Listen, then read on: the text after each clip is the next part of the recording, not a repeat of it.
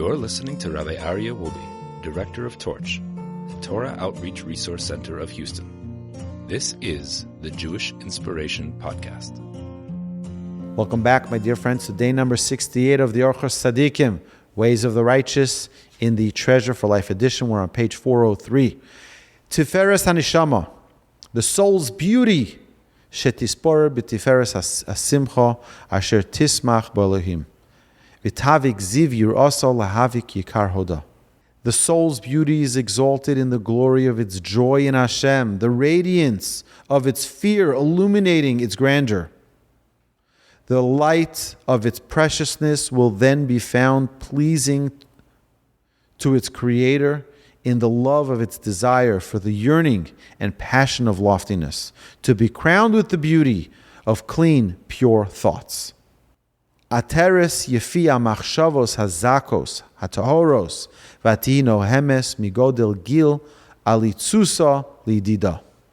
Yedid elyon v'tiskasher b'kirshu chibaso v'tia doreshes. I'll explain this in a minute. V'tia doreshes v'chokeres achar amalos leor be'orachaim ube'eis ashehir misormemes umizgadeles umizgalgeles ladas kedushas yotzro mistabekes be'emunas alaborei yisborach osi mispashetes bechedvas gil umisracheves b'simchasa. So this is talking about mystical and esoteric terms of the soul's closeness to Hashem. Our soul is part of us, by the way. So Stephen, what happens when you're sleeping? What happens when you're sleeping is that part of your soul is taken. Hashem brushes it off, cleans it off, refreshes it, and then restores it within you. But what happens if while you're sleeping, I open up your eyes? With what do you see me, Stephen? You see me with your eyes, right? No. You don't see me with your eyes. Because if I went over to you while you were sleeping and opened your eyes, you wouldn't see me. Because what's lacking? Your neshama, your soul. A dead person, you walk over to them and you open their eyes, they don't see you. What's missing? Their soul. Talmud tells us that sleep is a 60th of death. So we're convinced that the neshama, the soul, is part of our body. No. It's a resident in our body, a temporary resident. It's locked up in this prison called our physical body. It doesn't really want to be here. It's got to be here to perfect it, to bring it to the highest level of its existence. And this is what the author here is talking about.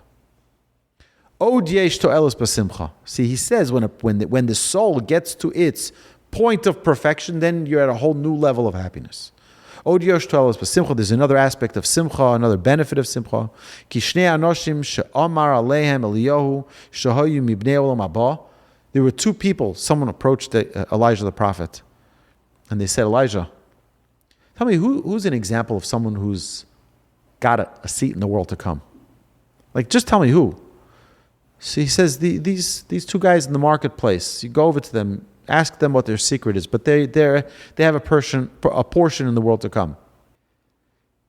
Bishvil shahoyu smeichim. Their answer was, because we are happy and we make people happy. So when they would see someone who's sad, someone who's depressed, someone who's down, someone who needs an uplifting of their spirit, they would go and wake him up, dance with him, laugh with him, tell him a good joke, brighten his spirits. When they would see two people fighting with one another, they would tell them to laughing stuff to lighten up. Until the people would make peace between one another. And so we find in actual Jewish law,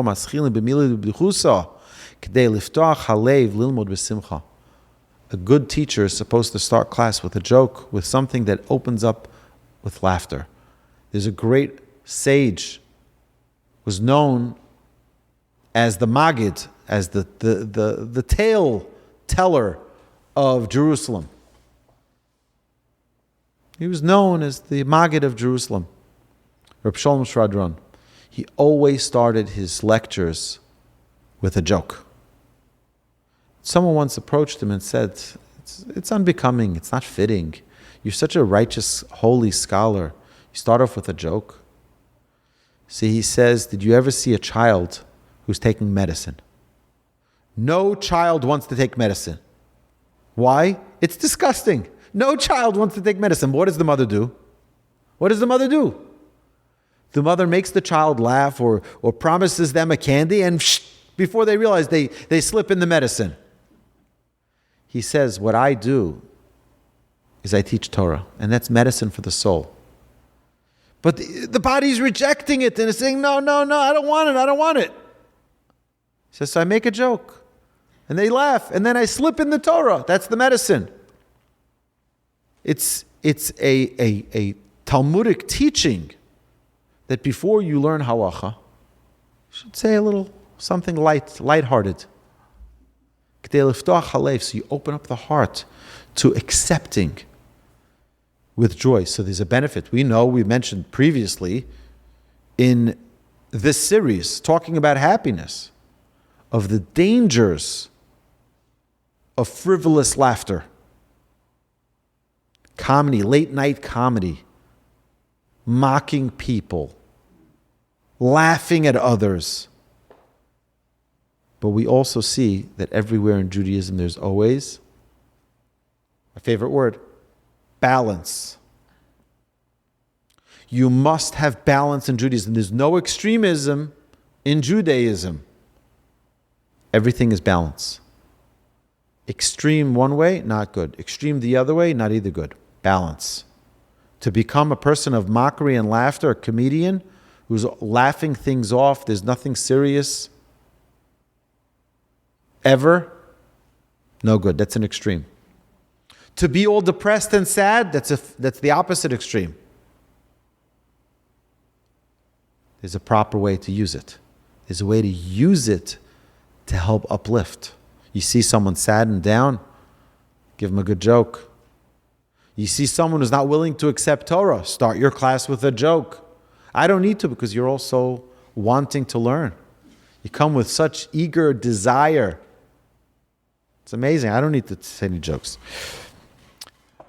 Ach lo simchas nevola v'simchas havelim. And now again he warns us that the Talmud says that a person should be very, very careful that it not become frivolous, out of control laughter, but rather something that brings a person to happiness and comfort, so that they can observe, it can fill their heart and observe the mitzvahs properly. The laws, the commandments of Hashem are just. They rejoice the heart. When you learn Torah and you see the perfection of Torah, you see the beauty of it, it makes you the happiest person. You can just conquer the world. It's amazing, the joy. And all of this is the form of simcha, this form of joy that is a mitzvah. My dear friends, this concludes day number 68. You've been listening to Rabbi Aryeh Wolbe on a podcast produced by Torch, the Torah Outreach Resource Center of Houston. Please help sponsor an episode so we can continue to produce more quality Jewish content for our listeners around the globe. Please visit torchweb.org to donate and partner with us on this incredible endeavor.